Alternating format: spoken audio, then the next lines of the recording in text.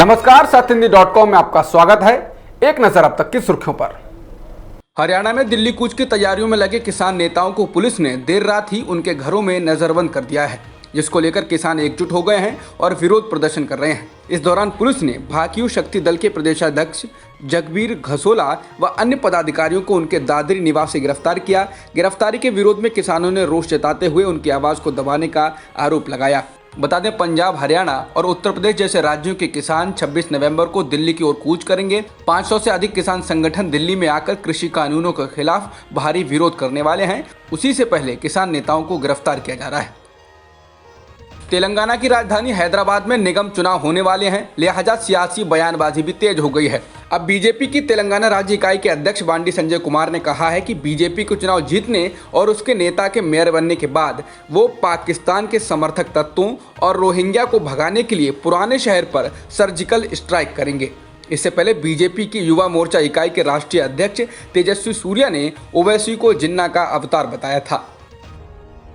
Telangana BJP प्रदेश अध्यक्ष के surgical strike वाले बयान पर टीआरएस के कार्यकारी अध्यक्ष और नगर प्रशासन मंत्री केटी रामाराव ने पलटवार किया है। उन्होंने कहा है कि क्या ये व्यक्ति कुछ वोटों के लिए पागल हो गया है। उन्होंने अपने ट्वीट में गृह राज्य मंत्री जी किशन रेड्डी को टैग कर पूछा है क्या वो अपने सहकर्मी के इस घृणित बयान की निंदा करेंगे।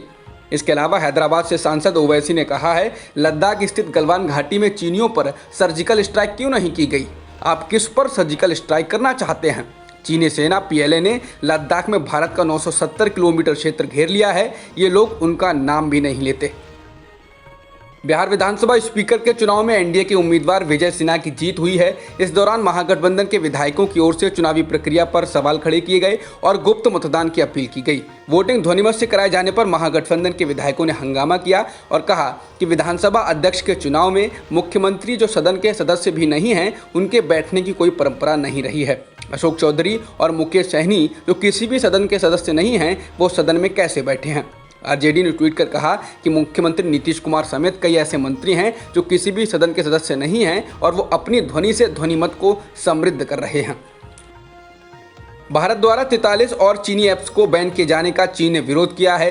चीन ने कहा है कि भारत के इस कदम ने विश्व व्यापार संगठन यानी WTO के नियमों का उल्लंघन किया है। चीन ने कहा है कि भारत द्वारा लगातार राष्ट्रीय सुरक्षा के बहाने के आधार पर ऐप्स को बैन किया जा रहा है, जिसका हम कड़ा विरोध करते हैं। कांग्रेस के वरिष्ठ नेता अहमद पटेल का बुधवार तड़के निधन हो गया है। वह 71 साल के थे। पटेल को कुछ वक्त पहले कोरोना हुआ था। उनके निधन पर प्रधानमंत्री मोदी, कांग्रेस सांसद राहुल गांधी समेत कई बड़े नेताओं ने शोक जताया है। 3 दिन के भीतर ही कांग्रेस के दूसरे बड़े नेता की मौत हुई है। इससे पहले असम के पूर्व मुख्यमंत्री तरुण गोगोई का भी निधन हो गया था। उन्हें भी कोरोना हुआ था। बीसीसीआई के अध्यक्ष सौरभ गांगुली को लेकर कई सालों से ये अटकलें लगाई जा रही हैं कि वो राजनीति में आएंगे। हालांकि पश्चिम बंगाल की मुख्यमंत्री ममता बनर्जी की पार्टी तृणमूल कांग्रेस नहीं चाहती कि वो राजनीति में आए। टीएमसी के सांसद सौगत रॉय ने कहा है, अगर पूर्व भारतीय कप्तान ने ऐसा कदम उठाया तो वो निराश होंगे। सौगत राय ने इंडिया टुडे को दिए अपने बयान में कहा, सौरभ सिर्फ बंगाल के कप्तान नहीं थे बल्कि सभी बंगाली के आदर्श हैं, लेकिन उनकी राजनीति में कोई पृष्ठभूमि नहीं है। वे राजनीति में सेवा नहीं कर पाएंगे। वे देश और यहाँ के गरीबों की समस्या के बारे में नहीं जानते हैं। बताने कयास लगाए जा रहे हैं कि सौरभ से बीजेपी संपर्क साध रही है। चक्रवाती तूफान निवार के बुधवार शाम को तमिलनाडु के ममल्लापुरम और पुडुचेरी में कराईकल के बीच पहुंचने की उम्मीद है। ऐसा माना जा रहा है ये संभवतः बहुत गंभीर चक्रवाती तूफान बन जाएगा और आसपास क्षेत्रों में भूस्खलन भी हो सकता है। निवार बेहद भारी वर्षा लाएगा और इसकी दस्तक पर 120 किलोमीटर प्रति घंटे और 130 किलोमीटर प्रति घंटे के बीच हवाएं चलेंगी और ये 145 तक पहुंच सकती हैं। इसके कारण तमिलनाडु में आज का सार्वजनिक अवकाश घोषित कर दिया गया है। कई महिला आर्मी अधिकारियों ने स्थायी कमीशन में नहीं चुने जाने के बाद आपत्ति जताई है। उन्होंने आरोप लगाया है कि चयन के मानदंडों में पारदर्शिता की कमी थी और इसीलिए जो परिणाम आए हैं वो हैरान करने वाले हैं। उनका कहना है कि जब उन्होंने सैन्य सचिव की शाखा को चयन प्रक्रिया के मानदंड जानने के लिए पत्र लिखा तो उसका जवाब नहीं दिया गया। लेफ्टिनेंट कर्नल रैंक की 4 महिला अधिकारियों ने नाम न छापने की शर्त पर द इंडियन एक्सप्रेस से बात की है। बता दें, 17 साल लंबी कानूनी लड़ाई के बाद थल सेना में महिलाओं को बराबरी का हक मिलने का रास्ता सुप्रीम कोर्ट ने साफ किया था। सुप्रीम कोर्ट ने कहा था कि उन सभी महिला ऑफिसरों को 3 महीनों के अंदर आर्मी में स्थायी कमीशन दिया जाए जो इस विकल्प को चुनना चाहती हैं।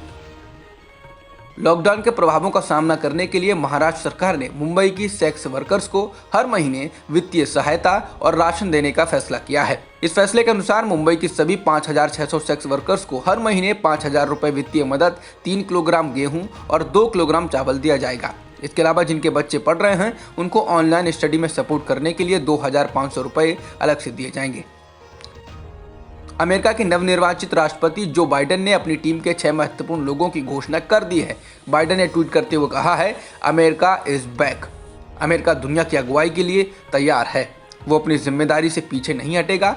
वहीं नेशनल इंटेलिजेंस के डायरेक्टर के पद के लिए एवरिल हेंस का नाम चल रहा है। अगर इस बात की पुष्टि हो गई तो वे इंटेलिजेंस विभाग को संभालने वाली देश की पहली महिला होंगी।